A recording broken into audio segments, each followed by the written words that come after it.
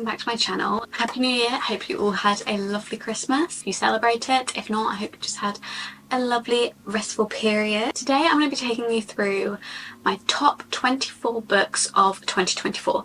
This was quite hard to find 24 books because I only read I'm not at the end of the year yet, but around 60 something. A little bit difficult to find 24, that's almost half of the books that I read. I'm not doing them in order because that would be way too difficult. I think I am going to do a video ranking them. For now, I'm not ready for that. I'm going to start with the 4 stars. I've chosen 3 4 stars. We're going to go to the 4.5 stars and then we'll go to the 5 stars. I had a lot more 4-star books than this, but these were my favourite 4 stars of the 4 stars, so maybe they're a little bit more than 4 stars. Maybe we could put these up to 4.25. I don't really do 2.5s, 7.5s. I like to either do a round number or a 0.5. First one we have is The Assassin's Blade by Sarah J Maas. This is first book, or I don't know what other order people read it in. Personally I read it first, but it's kind of like a prequel to Assassin's Blade, but people think if you read it in a different order then it can have more emotional impact, so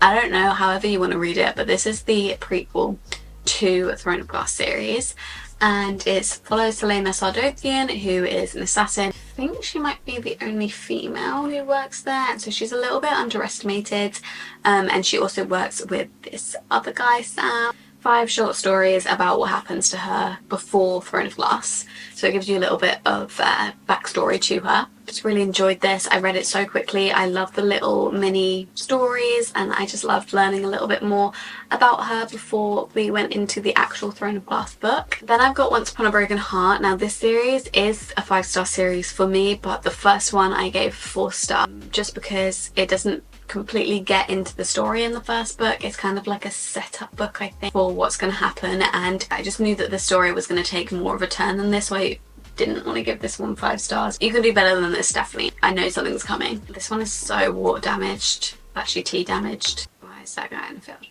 Anyway, yeah, I really did enjoy the series, but yeah, this is probably my least favourite of the 3 in that series. And by the way, I'm not going to be like going into what each book is about, just because there's 24 of them and we're going to be here a while if I do that. I'm just going to be giving you my opinions on them, and maybe I'll give you a brief summary on some of them, but yeah, I'm just going to be saying whatever comes into my head, to be honest. And then the last one for 4 stars was Frederick Bachman, Bear Town. I feel like I could maybe put this up to a 4.5. Maybe if I read it in the winter. I read this in the summer. I don't really know why, like when you look at it, I was really intrigued to read it, so I read this in the summer. It's a very thought-provoking, emotional book, more of a general literary fiction than anything else, but it basically follows this small town whose only saving grace is hockey. And something happens with the main star hockey player which kind of shows people's true lights on whose side they take. I really need to read the other ones in the series. So we've got a lot of the Throne of Glass series here, the 4.5 category. So we've got Throne of Glass, we've got Tower of Dawn, and we've got Empire of Storms. Throne of Glass is the technical first book. Again, it follows Helena Sardothian. She has gone through some things since Assassin's Blade. She has ended up partaking in these trials to be an assassin for the king. Kind of follows her and her contestants throughout these trials where they try and win them. I enjoy those sorts of fantasies where there's trial. A lot more happens in this series after this book and the first few books. I really enjoy fantasies with trials in, so I didn't mind. And then we've got Tower of Dawn and Empire of Storms, which is a tandem read. If you don't know what a tandem read is, it's where you read the books together. So you read a few chapters of this one and then a few chapters of this one, because they take place in the same timeline but just in different places. So you can look up a guide online where you can read certain chapters of Tower of Dawn and then read certain chapters of Empire of Storm and then go back to Tower of Dawn, and it basically just keeps you in the same time frame in each book, or you can read them separately. Personally, I read them together because a lot of people said that you wouldn't be able to get through Tower of Dawn after Empire of Storms because Empire of Storms ends on a cliffhanger and then Tower of Dawn's a bit of a slower book. Personally, I loved these both equally, that's why I gave them both 4.5 stars. I could see how if you finished this on the cliffhanger and then went to Tower of Dawn, you might be a little bit bored, but honestly, I really enjoyed Tower of Dawn. This one, Tower of Dawn's a lot less action based and a little bit more romance focused, I think. Then Empire of Storms is very action based, so it just depends what you like. This one's obviously a lot more fast paced and a lot more happening, but I really enjoyed the slow pace of this one, to be honest. There's a little bit of a break, so you can read them together, you can read them separately, but I really enjoyed both of these. Another 4.5 is Rewitched by Lucy Jane Wood. This one follows, what's her name? Belladonna. So Belladonna is a witch and she is living in normal, everyday, current society. No one knows that she's a witch except like her family, like her mother, who's also a witch. She turns 30 and on her 30th birthday she gets a letter saying that she needs to go do a trial to kind of see whether she uses her magic in a just way. Like every witch has to, on their 30th birthday, go and see if they can keep their magic using this trial, and a load of things kick off, and it's just a very fun story. A lot more happens in this than a normal witchy cozy fantasy. Don't get me wrong, I love a normal witchy cozy fantasy, but a lot more happens in this one than your average one. And also, if you read this in October, all the autumn vibes are happening and the Halloween vibes. I think that this hits really hard because it definitely is very autumnal. There's a nice coffee. I might just sit here and drink there. I'm fed up with the sound of my own voice. Sometimes I film like 3 videos a day and by the end of it I'm fed up with the sound of my own voice. Oh, you can see that book. These are still 4.5. I just had to separate the piles because they were falling over. So this one is The Hunger Games Catching Fire, which I think is the only one I have in this video. So this has been my favourite one of the Hunger Games series that I've read so far. I've read the first original 3, but I haven't read The Ballad of Songbird and Snakes, and obviously there's a new one coming out as well next year, so at the moment this is my favourite one. So the first one obviously follows the original Hunger Games, and then the second one follows them doing their kind of rounds after winning the Hunger Games, and then they have to go back into another Hunger Games. It's like a Hunger Games for the winners. I know we're not supposed to be entertained by them. Well, we are, because that's why the book was written, to entertain people, but telling about the Hunger Games, it's going to interest me every time. I just love these books. They're just a very nice comfort, and they're very nice to read between more heavy books because you know what's going to happen in them, and it's like nice and quick and easy to read, but you also get more perspective than you get in the films, which I really enjoy. So I think if you're a massive fan of the films, then I'd recommend reading these. If you haven't watched the films, then I recommend reading these first and then watching the films. If you have read the films and you're a massive fan of the films, then I would say read them. If you've watched the films and you're not a massive fan of them, then I probably wouldn't read them. I do think that they are a little better than the films because they give you more insight, but I would only recommend reading them for like big fans of the film. Then I have The Serpent and the Wings of Night as another 4.5 star. So basically it starts off with she is the only human in this vampire part of the world. There's the human worlds and then the vampire worlds, and she's the only human there except the humans that they obviously used for their own sort of pleasure. And she is adopted by the vampire king, right? No one will cross her even though she's a human, and they obviously would love to kill her, drink her blood. They can't because she is the adopted daughter of the king. And so she really wants to win this competition called the Kajari, because if you win it then you get granted a wish. And so she really wants to win it, but the only problem is that the only other people that have entered it are vampires, and so she's got to compete against a load of vampires. But she ends up teaming up with the main male character of this book, who is Rain, develops the romance, and I really enjoyed this. I do think that, I don't know, maybe it's a little bit long. I think it lost me in the first half. I can't really remember why it wasn't a 5-star, but I think it lost me a little bit in the first maybe not the first half, maybe like the first quarter. I wasn't too interested. I also don't like books that have the F word in them constantly. Sometimes it kind of takes me out of the book. I don't think this one was as bad as the second one. I think the second one does it even more, but it just kind of annoys me. I've got A Curse for True Love, which is in the Once Upon a Broken Heart series. This is the third one, and I gave this one a 4.5. Really enjoyed this book. This was only not a 5-star because it takes a little bit of time to get into what you want the story to be. I don't want to give anything away, but you've got to do a little bit of work before you get your reward of what you want to see in this book, and there is a perspective of a character that you don't necessarily want the perspective of. And then lastly, for 4.5 stars, we have A Court of Silver Flames by Sarah J Maas. This one is obviously in the ACOTAR series. It's the last one that is out so far, and this one follows Nesta instead of Feyre, so that's why it's not a 5-star from me. I think I could even put this down to a 4-star. I think I just got a bit excited because it was the last book. I'm not a Nesta hater. I was at first, I'm not anymore, but I'm also not a Nesta lover. I'd rather be in Feyre's point of view. I prefer Nesta to Elaine, and I do love Nesta now after this book. I think it tells you a lot about her. I think this book is definitely necessary. Go into Nesta's brain and kind of see more about her, but I would rather read about Feyre. Like, at the end of the day. I think the romance in this was a little bit too lust-based for me. I like a more romancy, like fated lovers like the rest of ACOTAR. This one was a little bit too lust-based for me, and the fact that it is this long and it has about 60 sex scenes in, like, we could have cut a few out and it could have been a little bit less long. I feel like we didn't need quite so many, but that's my personal opinion. Okay, now we get to the fun part, which is my 5 stars of 2024. I think I might do a video just on these 5 stars, or maybe like ranking these 5 stars. I don't know, I haven't really planned out exactly how I'm gonna do all my videos for all the books that I read in 2024. I will be going over these again in some form of video, so I'm not going to go into them in too much detail, but I'll just run you through them. Kingdom of Ash by Sarah J Maas. Oh my god, that doesn't rhyme. I don't know why I thought it did. This one is the last book in the Throne of Glass series, and it's the only one I gave 5 stars, but I feel like if I reread it there would be more that would be 5 stars.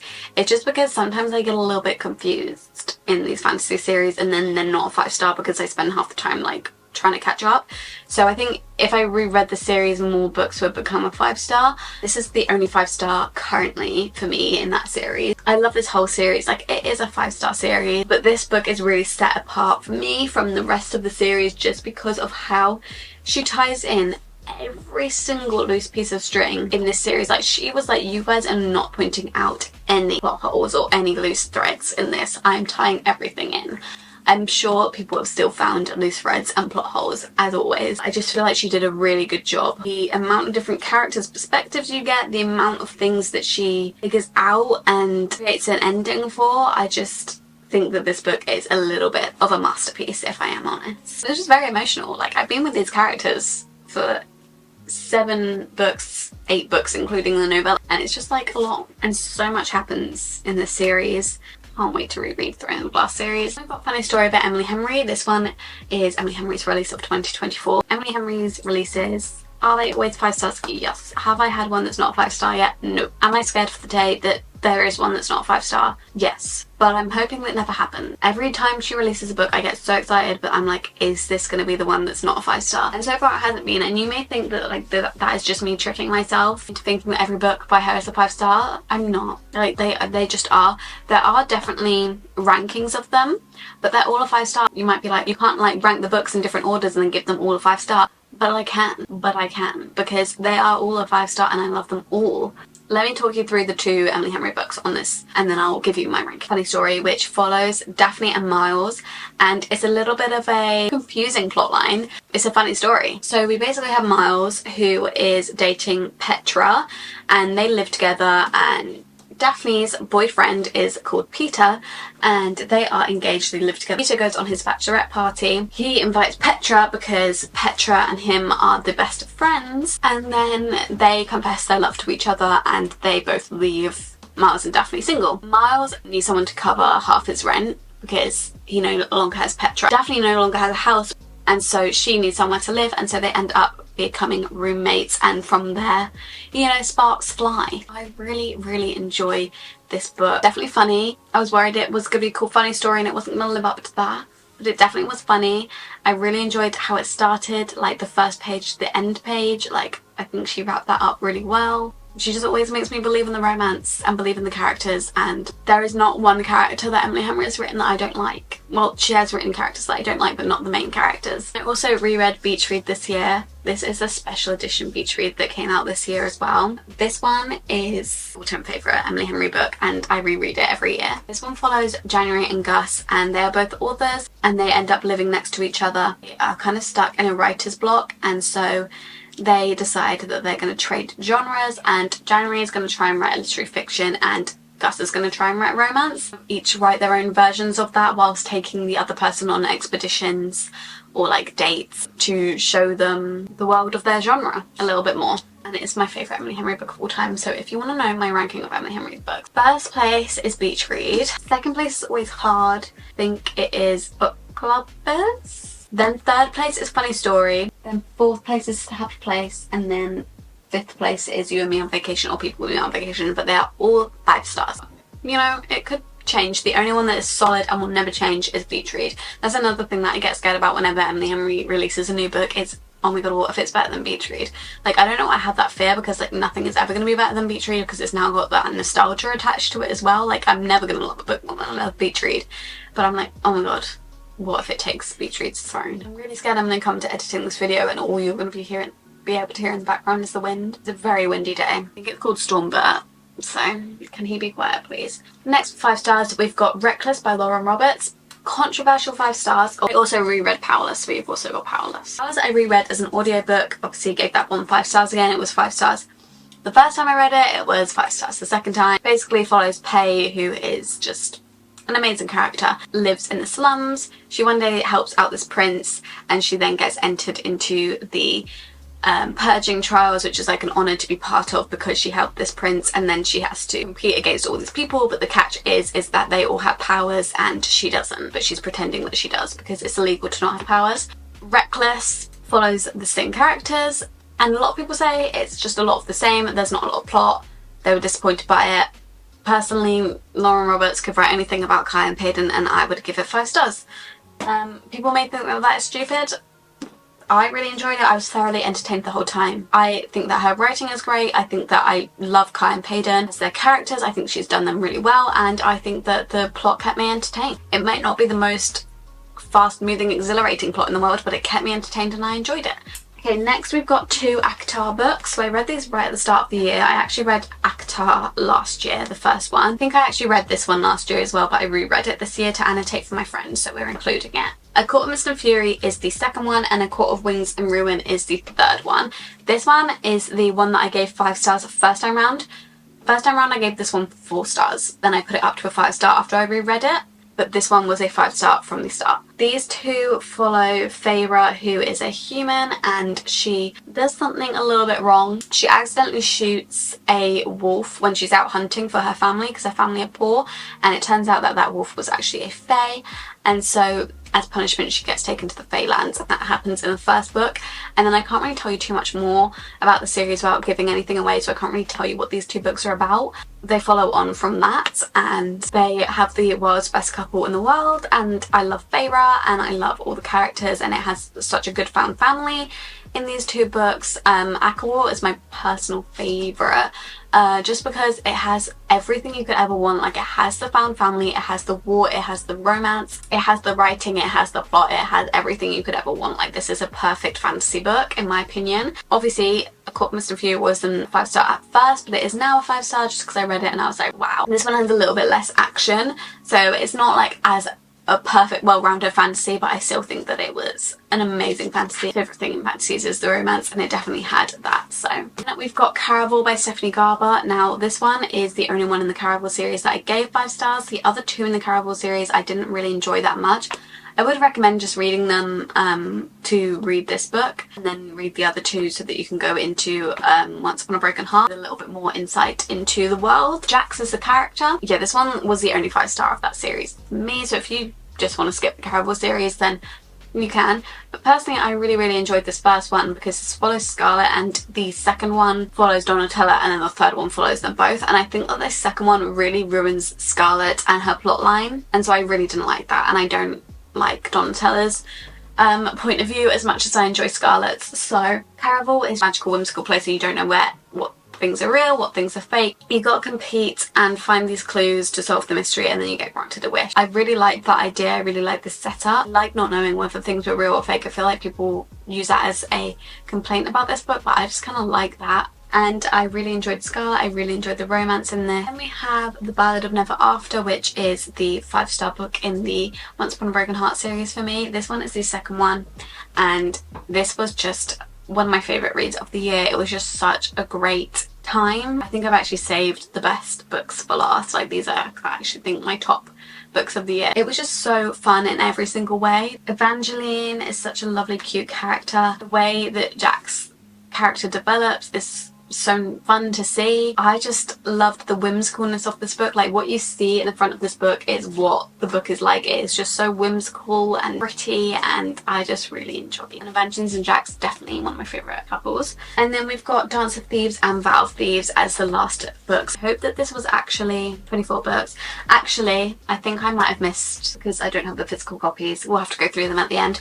But Dance of Thieves and Vow of Thieves, this one follows Jace and Cassie, and these are two of my favourite characters in the world, two of my favourite books in the world. The fantasy in this was so developed and so well written, and you could tell that Mary E. Pearson, she definitely took the time to kind of figure out what kind of fantasy world she wanted to create. I ate up every second of it, to be honest. Found family, and the writing was amazing, the plot was amazing, the characters were amazing, just everything about the series. If you have not read it, I would so recommend it. I'm gonna check if there was any more books that I've missed out, because I don't have the physical copies. I've missed out Wild Love by Elsie Silver, which is a 4.5 star. This one was my first Elsie Silver book, and so I was really pleasantly surprised. Not too much into romance nowadays, like rom-coms aren't my usual genre nowadays. I usually lean towards a fantasy romance more. I still absolutely love a romance now and then, just to cleanse the palate a little bit, but yeah, I lean more towards fantasy romance now, but I still really enjoyed this book, and I thought the writing was really good. It wasn't too cringe of a romance. Like, there were some parts,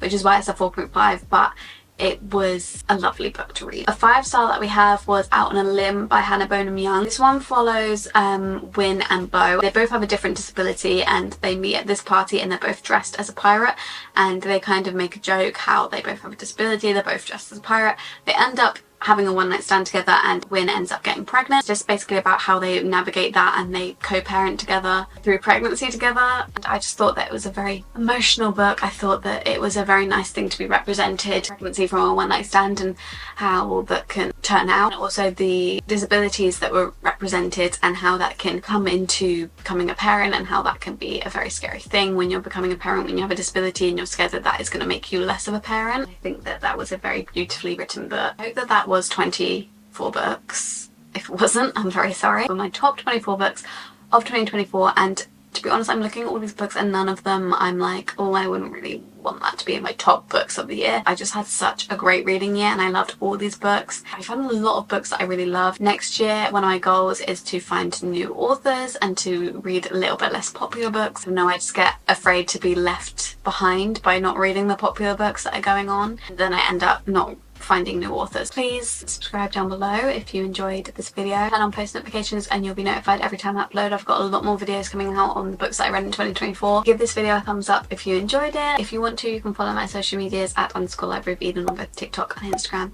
and I'll see you in my next video very soon. Bye!